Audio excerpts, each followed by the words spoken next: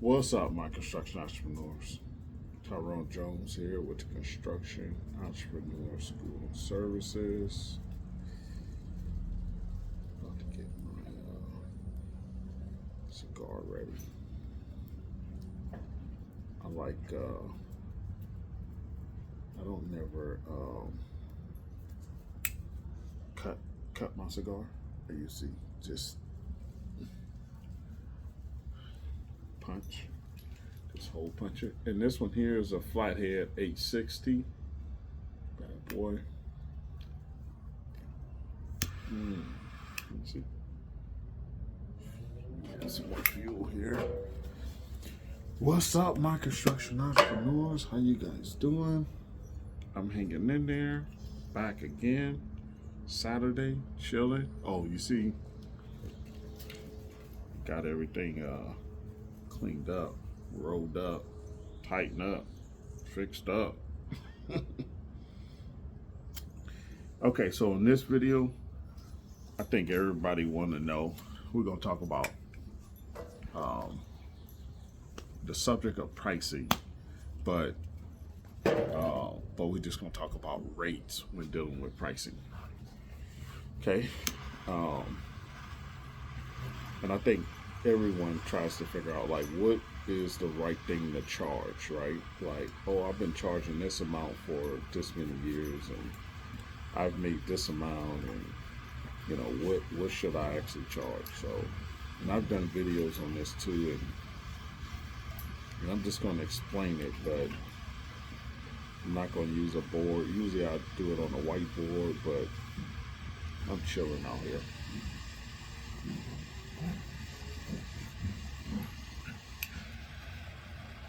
A little straggler there. Yeah. So let's talk about pricing. So when you're dealing with rates, okay, when I bid on jobs, and I talk about this in classes too. So when I bid on jobs, a long time ago, I used to only bid on public works when I had a large partnership in San Diego. Look back at my old videos. I was doing a lot of asphalt, paving, a lot of work for SDG&E and SoCal Gas.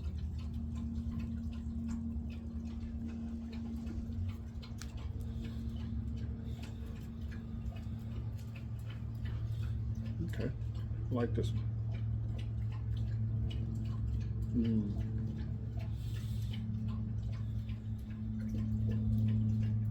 I like to blow it through my nose to get a better taste of the cigar. See what notes I can. I'm not real strong at detecting notes and flavors, but try to blow it through my nose so I can get an idea on what it tastes like and the feel of the cigar, how strong it is, and you know. And I'm still new at smoking cigars. I just started the end of last year, sometime around that time. Maybe the middle of last year. I think it was toward the end. I'm not sure. But anyway.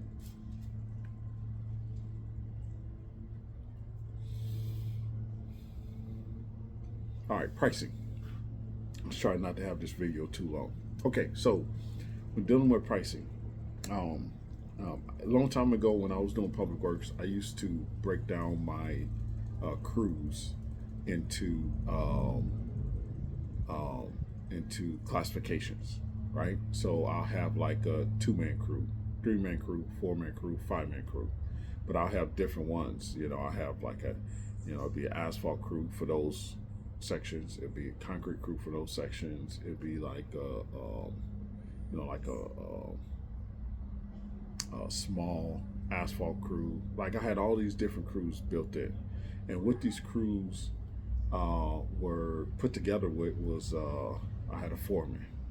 I had like if I needed an operator, I use a Group 8 operator rate. You know, this is all prevailing wage rates, right? So it's all these classifications on prevailing. So I do a foreman, a journeyman. I do an operator. I do laborers. I do cement masons. Like I'll combine these crews with these different types of classification, and which was fine because it was working for us then. Um, and then years later, built crews that way still, but I wouldn't add the operator, and I'll just add like a journeyman, you know, carpenter and all this.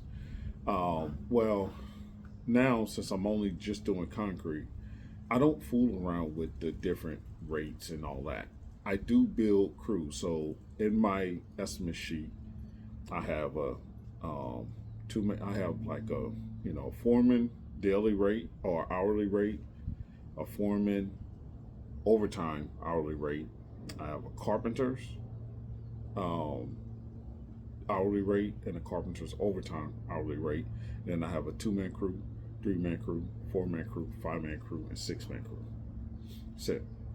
Now, these crews are built into the carpenter rate. That's it.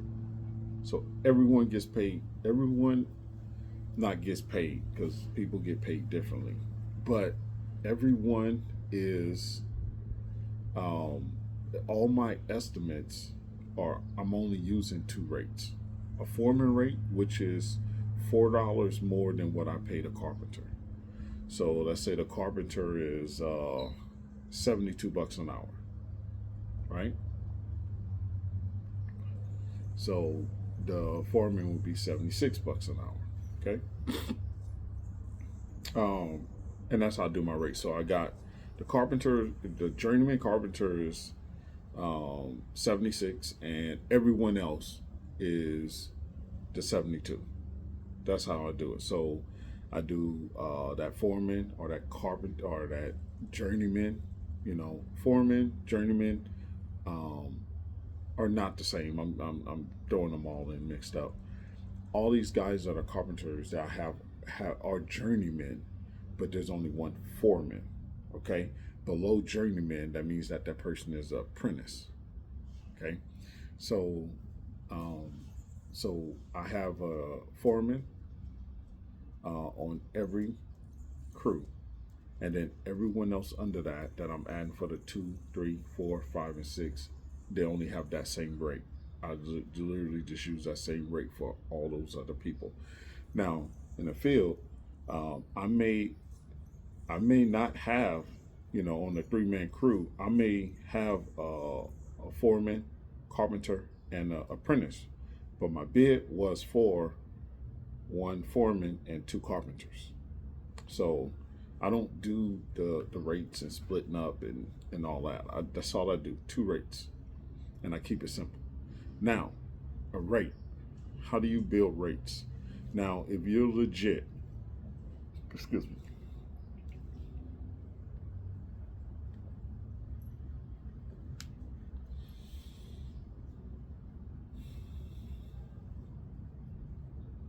Now, if you're legit, and what I mean by legit means that you have your workers' comp, you're charging for workers' comp, not just you have it. Some of us just have workers' comp just so we could get certain jobs, and we're not really using it. I know the game, right? If you have workers' comp, general liability, auto, all this stuff, right? Overhead, all this stuff counts in, right? So you take your daily rate. So let's just do a simple. I don't have my calculator in front of me. I'm not. I love math. I do a lot of math, but now I rely on the computer for a lot of things. So we're going to just add in these percentages. Use your calculator. Pull out your calculator, okay? And this is what we're going to do here. So with my rates include an overhead, a labor burden percentage, which cover everything that it takes to keep these guys employed, right? What if I give them benefits, vacation time, and things like that, okay? Bonuses, that's all in my benefit plan, right? All that is structured in there. So it's the labor burden, what it costs to have employees, you know, my payroll girl, paper, checks, what it costs to run payroll, QuickBooks costs, all that stuff. So I got labor burden, overhead, and profit. Okay, let's go over those 3. So your daily rate, let's just say your daily rate is $250. That's what you pay that person, right? So it's $250, okay? And we're just gonna do a daily rate. You could break this down into hourly, you can break it up to a weekly, whatever it is, but we're just gonna use the daily. So daily is $250, okay? My labor burden rate is 28%, okay? I go from 28 to I think 30%, but let's just use 28%. So my labor burden is 28%, so it's 250 times 1.28. That's you're adding that 28% to the 250. Okay, add that in there. Next, my overhead. I'm sorry. What I do? My labor burden. Okay, 28% to 30%, but we're gonna just do 28. So 1.28. Next, my overhead. Okay, my overhead. I combine nowadays my overhead and profit. Okay. And it all depends on where the market is at. You guys heard me talk about this. So my overhead and profit can range from as low as 16% and as high as I don't try to go higher than 30%. Okay. And this is for a lot of public works jobs. Okay. I'll do the same for non-public too, but I will balance between 16% up to 30%. Okay.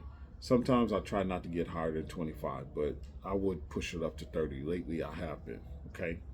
And then I have a dollar amount per day that I want to make. Now, mind you, none of this is to do with my rate. I'm just talking about what my company is making and what it's charging and what I'm adding to these rates. Okay. So my company, I try to make at least 650 to 700 a day, per day, minimum, regardless of where the percentage is, whether it's at 16, 20, 25. I try to make sure that that minimum is at least there. Okay. If it's not there, then I bump it up. If it's there, then I'll decide whether, based on the risk, I'll decide if I want to increase it. So you got your labor burden of 28% that you add to the 250, 1.28. So we do 250 times 1.28. Okay, we got that rate. Now let's add the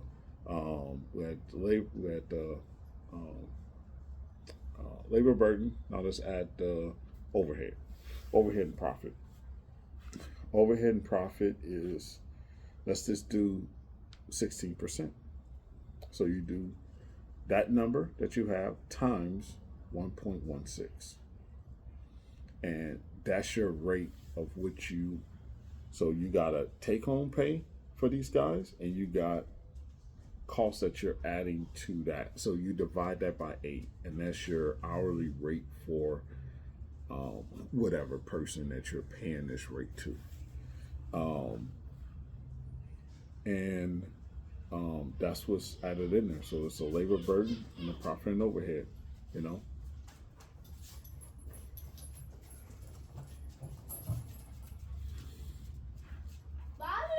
And it's just that simple.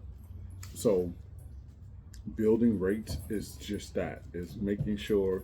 A lot of times when you look at my rates on my spreadsheet, my profit is not included in there. My profit comes there later. Okay, I don't add my profit into my rates. I add my profit in at the. I look at it at the end of the job. My spreadsheet calculates it as I'm building an estimate. I'll look at it later.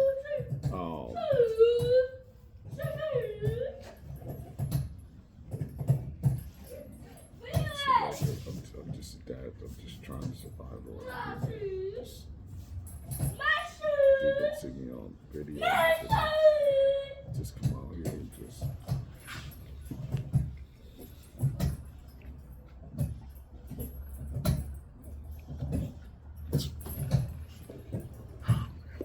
Anyway, so yeah, that's what's up. So that's how you build your rates, man. Take your daily rate and times it by 28%, or, you know, sometimes now building a labor burden rate is different than just using someone else's labor burden rate. Okay, so building one is a lot different.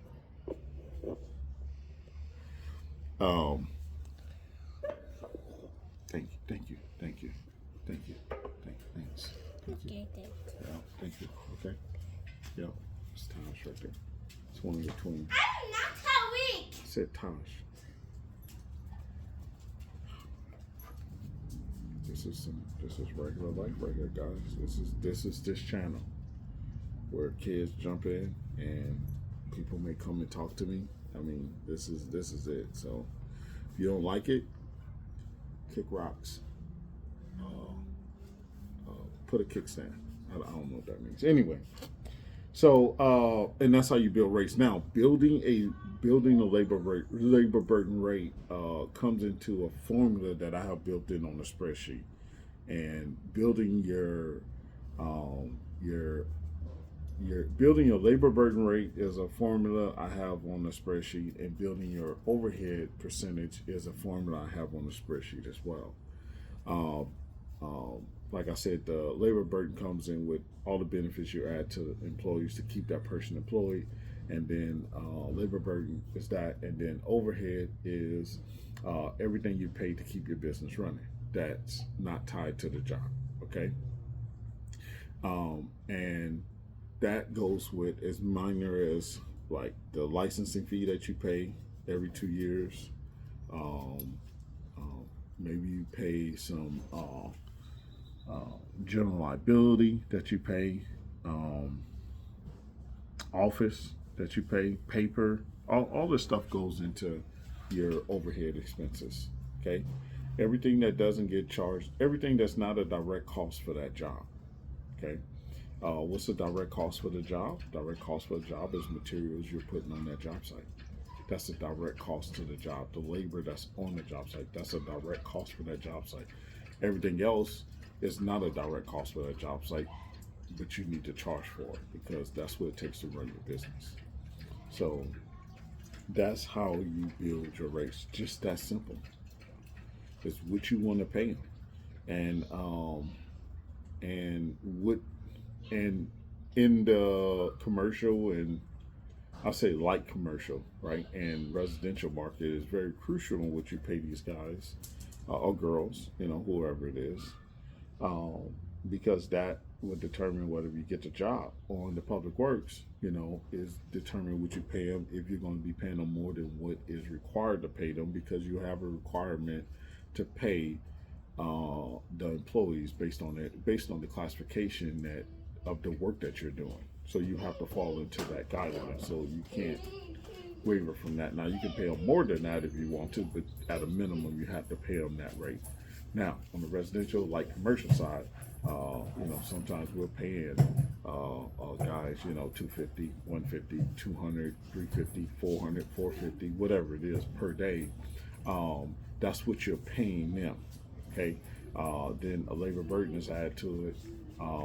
And you only add the profit to a labor when it's only a labor-based job. That means it's only, time and material job, labor material job. That's when you add and that's when you go high on your profit too. If it's only a labor and material job, where someone is actually paying direct cost for your material because you're showing them the invoicing, and then they're paying for your labor. And I'll hike up my labor at least 50% on that, maybe 60 to 80%, depending on what we're doing and how long we're doing it and who it's for. So the profit percentage varies, and it varies on what the risk factor is for me. Okay, standard profit percentage is 10%. Standard overhead percentage is, it's whatever you have. A lot of companies don't have a lot of operation costs. We keep it small, so we don't have to account for a lot of things, and other companies account for a lot. They got a lot they have to carry overhead to keep things going. And, I've seen companies charge up to 30% for overhead. I've seen companies charge, 16% for overhead. Like me, I'll do like I said, it depends on the market. I'll do anywhere from 16 to up to 30%. That's for profit and overhead. A lot of companies out here are doing that as well, and I just think, I would charge more depending on what the market is allowing me to do. I'll bump that bad boy up, and it's just it.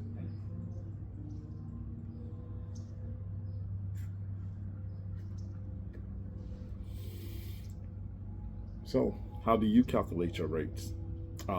It's not rocket science with this. A lot of people are like, "Oh man, I'm not going to sell trade secrets," and no, man, it's just pricing. You're already out there charging. Like, why not tweak it a little bit and get it right? And then a lot of us don't even have the customer base to even add the percentages that I'm talking about to your numbers. If you don't have the customer base to pay it, then it's not like you can add it until you have the customer base where you can charge that type of rates to get paid on, so you can actually pay for your insurance. You know, um, yeah, that's what it is. So I'll let you guys go on that. I was just enjoying the cigar talking, man, and getting that out. Let me know if you guys enjoyed this. Let me know if you guys are learning something from this. If you guys can use it, like, share, subscribe, and that's it, guys. Hustle hard, dude. Hustle harder.